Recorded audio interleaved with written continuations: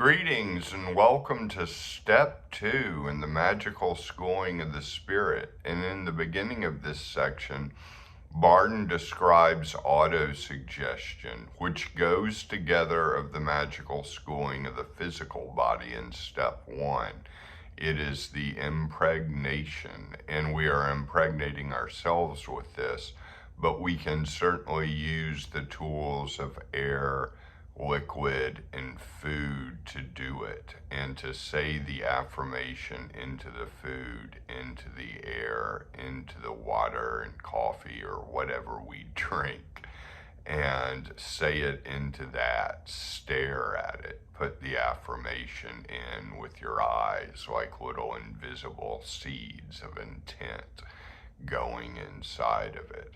But my suggestion is more of the spirituality of imperfection, because the hardest thing about this affirmation and autosuggestion, which are framing in the present tense, which is I am healthy, and you are framing it in the present tense, and my suggestion is to do it as often as you can.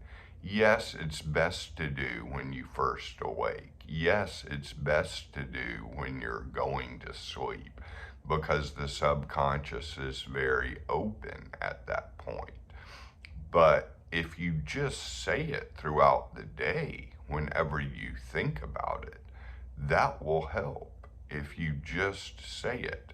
And yes, it works better on things that involve the self and things that involve the personality. And so basically, at the same time, though, it will work on external things in my experience as well. However, it works better on things that have to do solely with us and don't involve as many external factors. But it will work on external things because nothing's really external. As above, so below. As without, so within, Everything matches up in this hermetic system of Mr. Bardon. And so say it as often as you think about it. If you think about it throughout the day, impregnate the air and say it silently to yourself, even around people. If you can say it out loud too, that will help as well. Say it out loud sometimes. It's my experience that kind of builds the momentum a little bit. Rather than just saying it silently, it builds the momentum if you can speak this affirmation aloud. And so we're continuing the work of shifting ourselves into a new sense and training our subconscious, which has probably gotten a little out of control, as most people's does. But, Leonard Cohen said in a song, "Ring the bells that still can ring, forget your perfect offering. There's a crack in everything. That's how the light gets in. So do the best you can." And the same is true with the magical schooling of the spirit, which in this step becomes a little bit difficult because we're trying to get into the senses and then to basically conjure up that sense with our eyes closed when it may not be there in the material world. So before you do that, though, my recommendation is to just get in touch with the senses and see if you can separate the senses. Taste something, and what you taste becomes all that you're focused on. You're not focused on your thoughts. You're not focused on what you're seeing. You're simply tasting. And the same can be true with feeling. Feel an object. Feel its texture. You are feeling right now. Nothing else is happening but your sense of feeling and touch. And there's also a sentience that works within us all the time, even when it's not necessarily focused on touch. Like for now, my upper arms aren't touching anything. Can I feel my upper arms in my body? And can I feel from the inside out into basically a sense of sentience where I'm feeling in to all around me? And it's similar to the feeling of perhaps getting into a hot tub or a jacuzzi that's going. You're just all of a sudden overwhelmed with feeling. You know, you're feeling the warm water and the jets, and the feeling kind of takes over and it quiets your mind. But you could do that without the jacuzzi. You know, certainly if you have access to a jacuzzi, by all means use it. But you can, the trick is to be able to do that without the jacuzzi.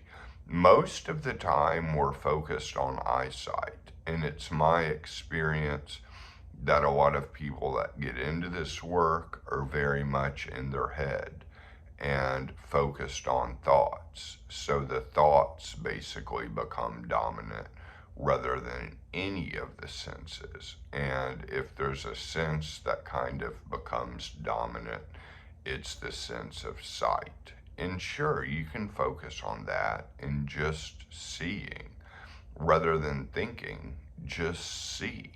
See what your eyesight is taking in. Get in touch with the senses, you know, hear, listen.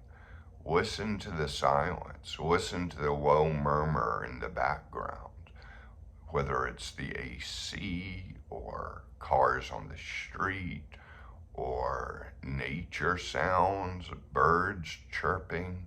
Whatever it is, just listen and put your attention on listening.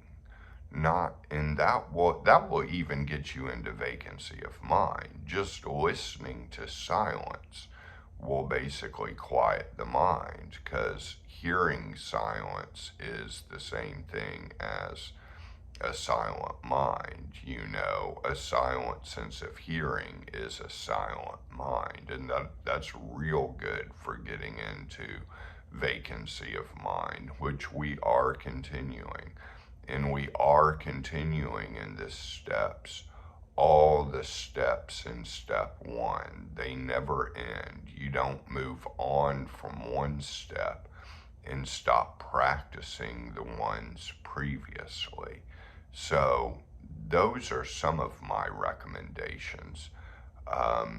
The other thing I can say is you could use auto-suggestion to just get through step two, you know, and do it step by step. You know, I am having success with step two. And when you get into the senses of, okay, you're viewing a pen, can you see it with your eyes closed? And it kind of starts off in your mind's eye. And after seeing it with your eyes closed, you can kind of see it in your mind's eye while your eyes are open. And then it kind of becomes a point where your mind's eye extends to the whole room. So perhaps, you know, 6 feet in front of you, you see a pencil floating in the air. But it's not exactly a one-for-one translation with, you know, if there were actually a pencil floating there. It feels a little bit different, you know, or looks a little bit different. You know, it's going to be a pencil that is coming from you and your own power, you know, rather than, you know, somehow a pencil floating in the air, you know, without your participation in any way. So there's going to be a slightly different look to it, but it is definitely possible to see it with your eyes open in front of you for a good space. And it can almost be startling when you get to that point. And don't be startled, because, objects are not going to start flying at you. At least not at this point in the steps. I have gone on to later steps and objects have begun to move. There's been like an electromagnetic charge that has moved objects accidentally. But I don't feel like it would happen in this step. So these are my recommendations for step 1 and for autosuggestion. And I bless you and I grant you many blessings on this path, as does Franz Bardon. It is a great work to do, and I'll see you next time.